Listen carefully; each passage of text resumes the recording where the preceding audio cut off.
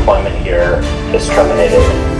Corona মহামারীর সময় zoom কলে মাত্র 2 মিনিটে শত শত কর্মীকে ছাঁটাই করে বিশ্বজুড়ে সমালোচনার ঝড় তোলা সেই আলোচিত কর্পোরেট সিইও বিশাল গার্গ এবার এক অবিশ্বাস্য ও নজিরবিহীন আইনি ক্যাড়াকলে পড়েছেন।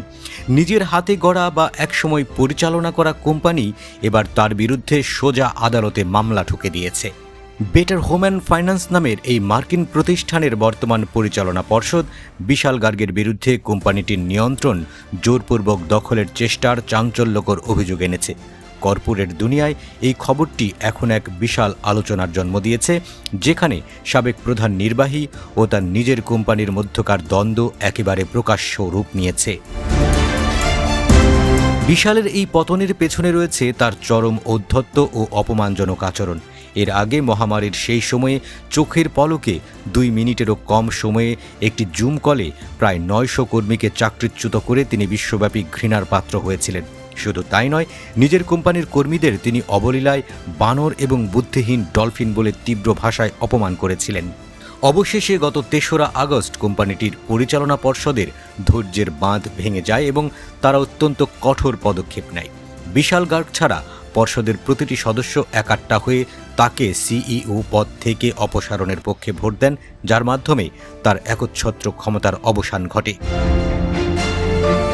তবে গদি হারানোর পর শান্ত হননি বিশাল গার্গ, বরং শুরু করেছেন একের পর এক নাটকীয় ও প্রতিশোধমূলক চাল।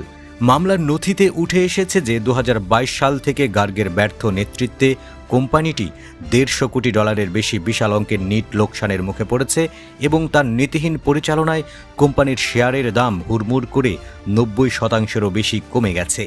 পর্ষদ থেকে উৎখাত হওয়ার পরই যেন প্রতিশোধের আগুন জ্বলে ওঠে বিশাল গার্গের মনে। গত 10 আগস্ট তিনি কোম্পানিটির পরিচালনা পর্ষদের কাছে এক বিস্ফোরক চিঠি পাঠান এবং সব সদস্যকে একসাথে পদত্যাগ করার জন্য আলটিমেটাম দেন। উদ্ভূত পরিস্থিতিতে নাটকীয়তা আরও বাড়িয়ে গার্গ দাবি করতে শুরু করেন যে তিনি নাকি উদ্বিগ্ন শেয়ার হোল্ডারদের একটি বড় জোটের হয়ে লড়াই করছেন।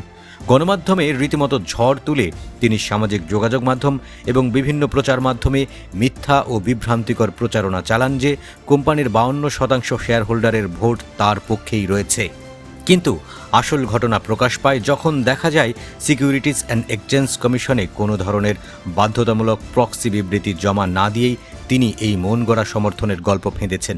শেষ পর্যন্ত কোম্পানিটি আদালতের দ্বারস্থ হয়ে গার্গের পক্ষে দাবি করা সব শেয়ার হোল্ডার সমর্থন অবিলম্বে বাতিল ঘোষণা এবং অন্তত 30 দিনের জন্য নতুন করে কোনো সমর্থন চাওয়া থেকে তাকে বিরত রাখার জোরালো আবেদন জানিয়েছে।